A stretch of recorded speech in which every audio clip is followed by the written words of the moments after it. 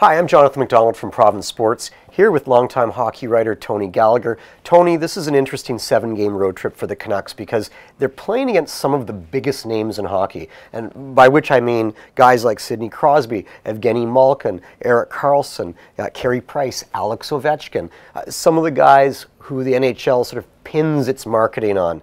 So on that note, from a guy who's seen it all in hockey, I'm kind of curious, who are your favorite current NHLers? To watch? Yeah, that's a good question because there's really a number of them, and anyone who knows me knows that I prefer the finesse player. You know, I can appreciate what Milan Lucic brings to a team, for instance, but he's not a guy that I'm going to flip on my TV package to say, oh, I want to see Milan play tonight.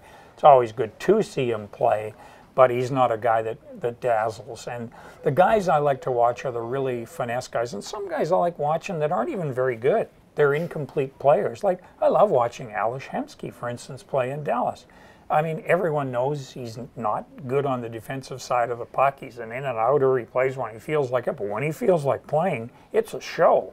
Everyone knows he doesn't shoot much, but he can beat people like a drum and make some great plays. And you know, I like the guys that are fast, like Duchesne in Colorado, Tyler Seguin in Dallas, again, another team. Dallas is really fun to watch now with Spezza. They're not very good, at least they haven't been so far, but great fun to watch. And those are all guys in the West, and most of the superstars are in the East for whatever reason. It seems like the great teams are in the West and the great players tend to be in the East. So you've got Ovechkin. I've never found him very compelling to watch for some reason. I think there was a time when he was not only scoring but when he was making big hits. He makes fewer hits now and scores fewer, and the team is just, I don't know, somehow not as much fun. But of course, watching Pittsburgh is always fun. Malkin, Crosby are spectacular. Karlsson in Ottawa is just incredible with what he can do with his legs and his mind. And you know, Steven Stamkos is another favorite of mine. I mean, what a finisher. You get the puck in his wheelhouse and it's just in the net. Just classic, concise, in the net. Reminds me so much of Mike Bossy.